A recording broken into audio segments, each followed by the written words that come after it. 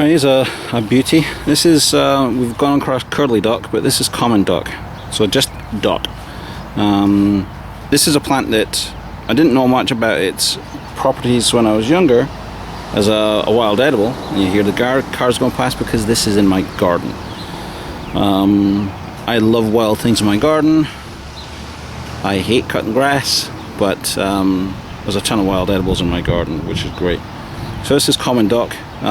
Biggest property I know of when I was growing up wasn't, as I said, the possibilities of being able to eat it, but it was to take away the itching on any stinging nettles that I got. So as a kid, even kids know, you crush that up, make it into a bit of a paste, rub it onto the stinging nettle wound, and here presto, that stinging is gone within a few minutes, which is awesome. Again, in my garden, and this is common mallow, which again is edible, whereas a lot of the times it's used as a thickening process. It's used in actually marshmallow, the candies that you use over the fire from camping. But you can actually, when you make a smoothie, if you put in some mallow, it stops the quick separation between the liquid and the solids that's in your smoothies. So it's a very good plant for that. Hey YouTube, it's Eddie from Wilderness Twins, out on yet another walk in the woods. I'd like to do this regularly. I've got my two kids with me today, Devin and Adam. They've been on one of my videos before, on my own personal channel before we joined up with Gordon to do the Wilderness Twins. So I thought we'd take a walk and see if there's any, what wild edibles are coming up in the springtime, because a lot of books come out and show you the flowers when they're budding, when they're fully grown, summertime, but they don't show you how they're just starting off. So I thought I might do just a video. I'm no expert, not by any imagination. The person I love to listen to walk, I've done two or three of her walks.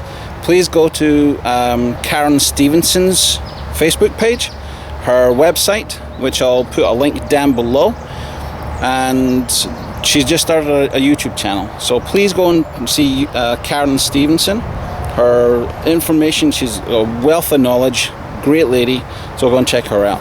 But the first, we just came into, it's Vancouver Woods in southern Ontario. It's beside Woodstock. It is a Ministry of Natural Resources area, but it is also an educational area for the local schools. This whole site is just teeming with plant life, bird life, animals.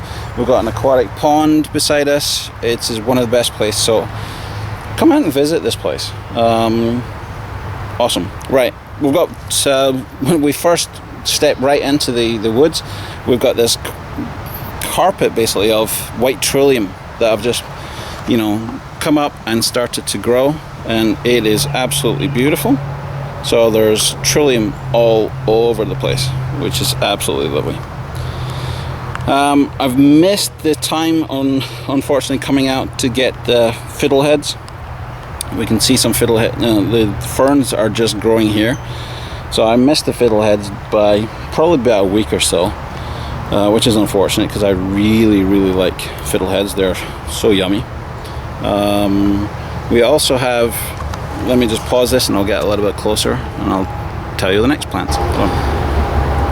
Right, also we've got in this area a lot of Trout Lily, which not only is very edible, you can eat the leaves, the flower, the whole lot, but it's a very beautiful plant.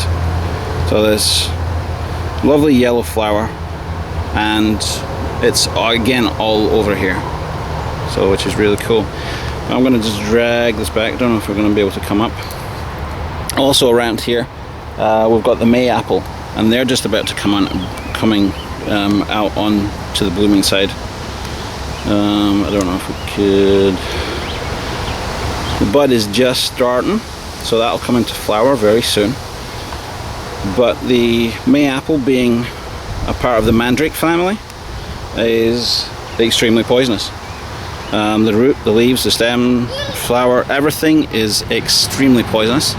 So obviously this is not something that we're going to be eating. But let's go and see what else is around here. Typical with kids, we take them out and first thing they do is gravitate to the water, or at least a log over water, so hopefully they don't end up in the water, which won't be a surprise to me at all, since they mostly come home from school covered in mud. But at least they're good kids that way. They do enjoy playing in mud, which I think is absolutely brilliant. So they're my kids.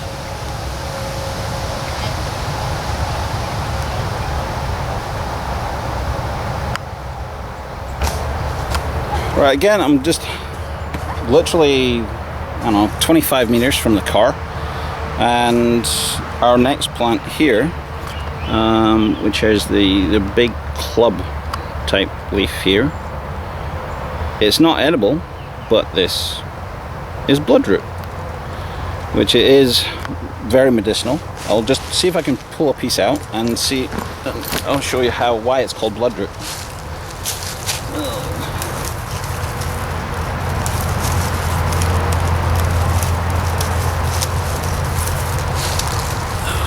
Let me just turn my screen around so I know that I've got this. So the reason why this is called bloodroot is of the blood red root, surprisingly enough. So anytime you've got any sort of fungal infection or anything like that, you can actually just rub the bloodroot. It's almost like an iodine type color, but it's very good for fungal infections and stuff like that. But you can't eat it, but it's a very, very good medicinal plant. Okay. Yeah, welcome back. This is the next part of my leg of my walk as such. And this is the water education area at Van Sittert Woods. So along here there are no fish in here apart from minnows. So there are 2 or 3 species of minnows in here, but this is generally just an aquatic place for crustaceans and small fish. We've got a huge selection of different types of frogs around here. There are some huge bullfrogs in the area, and just across that area over there we've got a huge patch of lilies, which in the next few weeks are probably going to bloom, and this is beautiful. So, and this lake brings in a lot of mammals. There's raccoons and muskrats, skunks, all the major animals in this area. There's a lot of population of deer, but we're not allowed to hunt this area.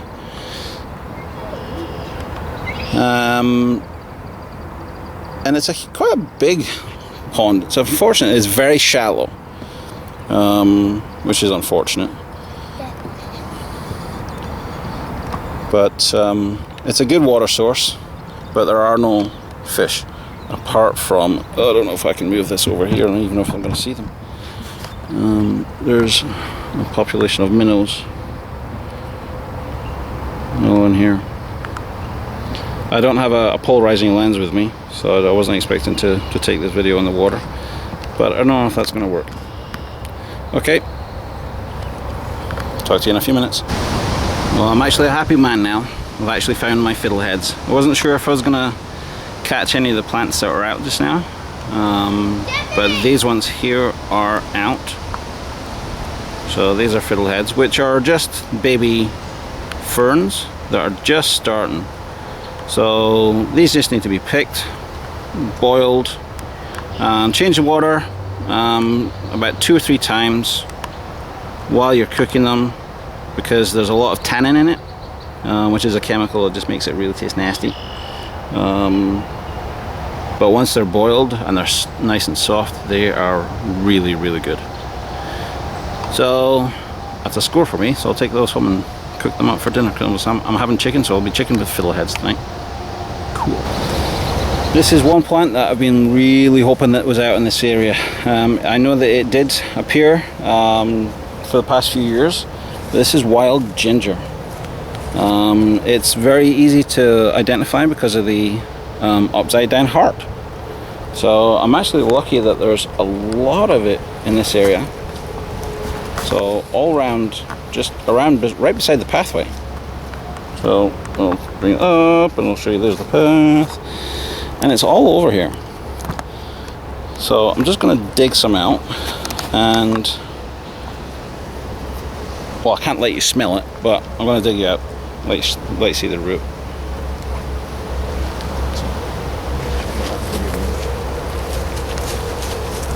So I can find a piece. I don't want to take too much of it. So all you have to do is follow the plant down to the bottom. And in this case, this one's got a couple of pieces going out. So you need a digging stick or some sort of tool when you don't, but you might as well find a stick.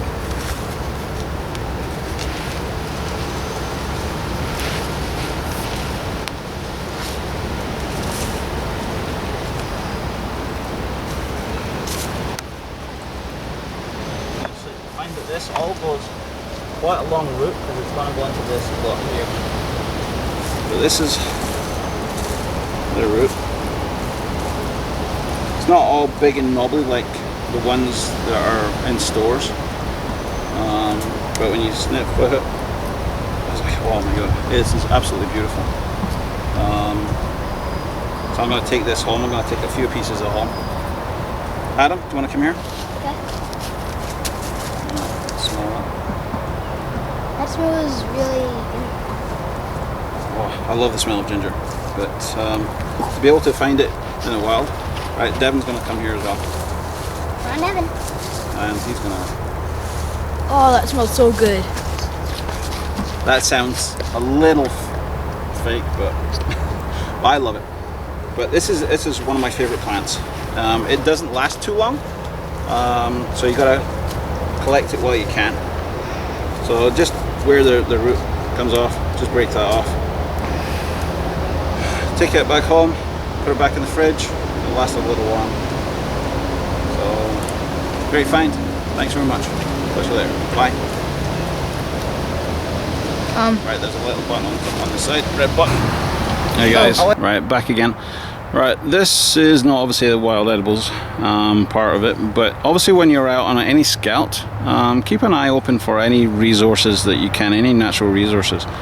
And this old, really old dead, if you look at even the branches all the way up the top, so all the dead wood that's around here is all from this dead birch tree. This is a very old dead birch tree, but all over it you got tinder fungus, all the black tinder fungus. So this is a huge resource, and I mean it's covered, absolutely covered in tinder fungus all the way up.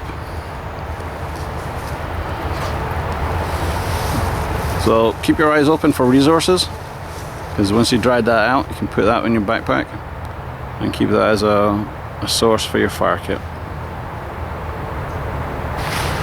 Now here again, it's, unfortunately this is another one of our poisonous plants in North America.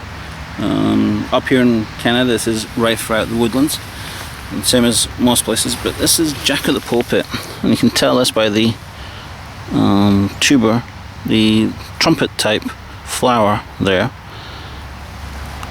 But in the, once that's flowered, it'll have a bunch of bright red, sort of waxy coloured berries, which are extremely poisonous. It's a nasty little plant, so keep your eye on that. It's got three leaves on both stems. We'll have 3 leaves there too, but it's the trumpet that gives it away. Also the stem has got the mottled purple and green on the stem there too. This is another one of my favourite plants.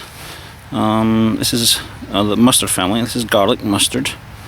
When you crush the leaves, it does have a quite astringent garlic smell. Unlike normal mustard, it doesn't come from a bulb. but the smell comes from the leaves. So when it first starts popping its head out, it's got these oval shaped leaves, which are quite distinctive, and then once it starts to grow and mature, and not sure if I've got this one, here we go. It's not that tall yet, it can grow into quite a big bush. This is more of a single floret type thing.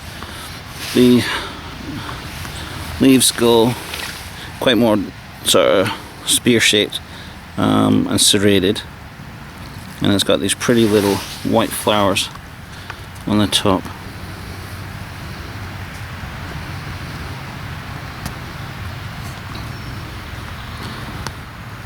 So that's garlic mustard. I'm going to be kicking myself because I didn't bring my plant book, and I should know this one off the top of my head. So I'm going to have to put the details below. I'm not sure if that's picking it up properly. It looks blue on the screen here. It's actually a really bright purple. So I'm not sure why that's blue on the screen. But it's a purple flower.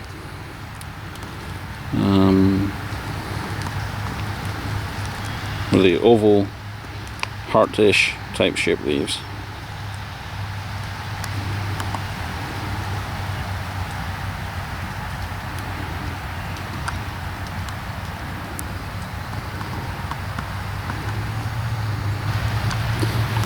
Right beside that last plant I just showed you,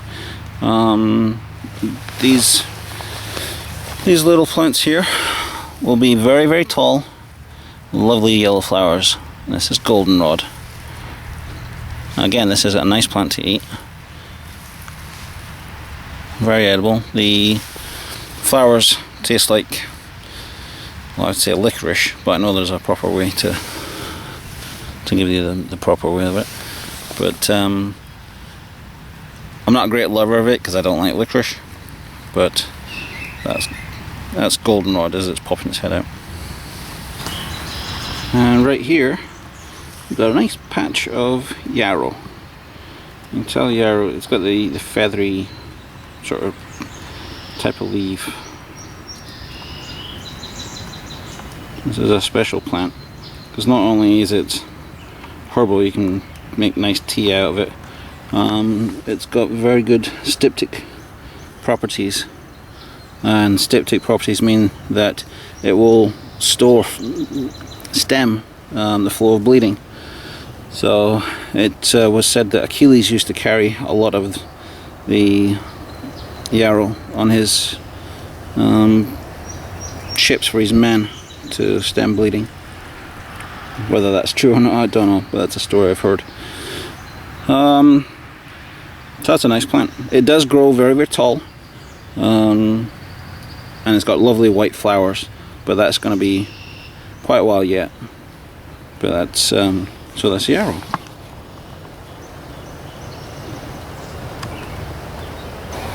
So here we've got curly dock.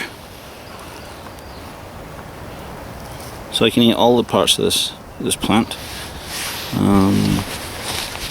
I did have, unfortunately, somebody ask him about. So you can see the variegated colours.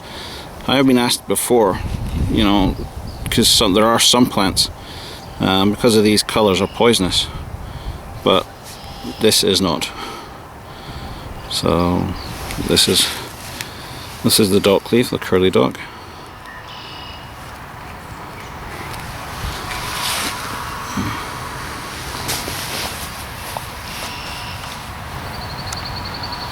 Obviously these plants have been out for quite some time, and everybody knows, there's not one person that doesn't know what a dandelion looks like. So you've got the curly leaves.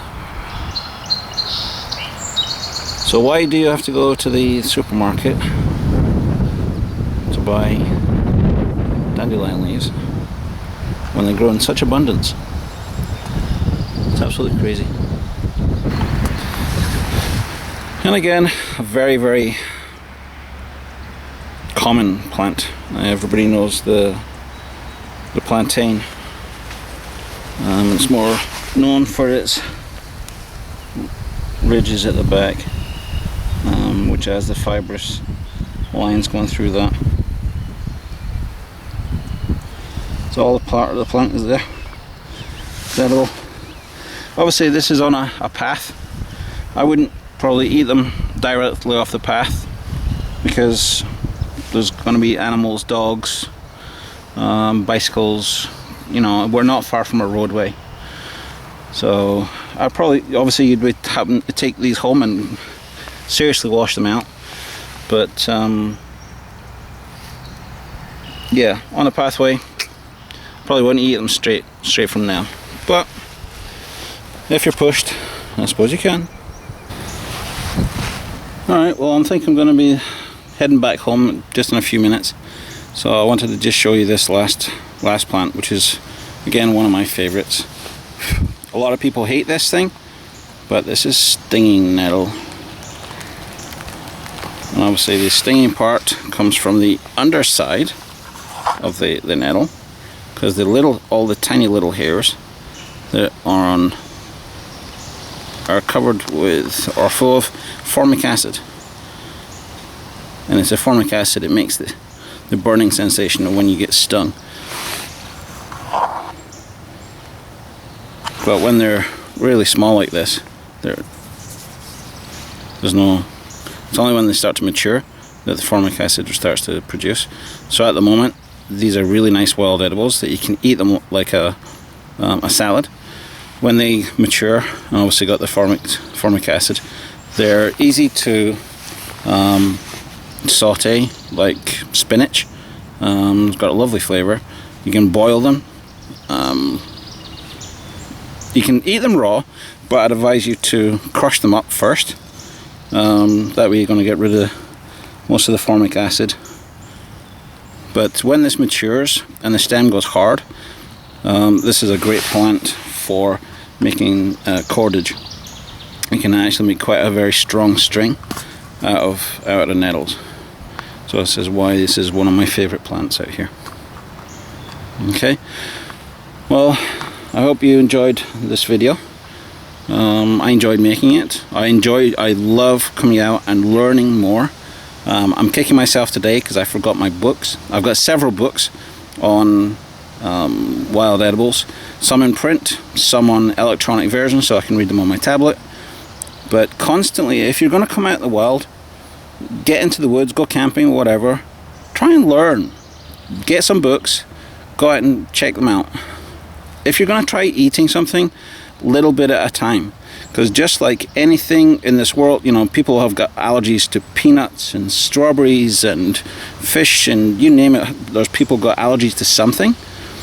It's the same out here. You never know if you're going to be allergic to something. So don't pick a dozen different types of plants that you think are going to be the wild edibles and have a big salad, and then you come out in hives, because you never know which one it is that you're allergic to.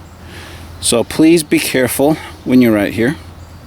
Try one at a time and a small bit at a time. If there's any sort of reaction, you know never to try and use it again. So please be careful. Talk to you later. Have a great day. Please subscribe below. We're going to be doing tons more videos. Hopefully having a lot of fun and learning. Hopefully you can learn something from us, and then hopefully we're going to learn as we're going along. As we are learning, we're going to pass this stuff on. We're going to be making an awful lot of mistakes, but we're going to have an awful lot of fun. Talk to you later. This is Eddie from Wilderness Twins. See you later. Bye.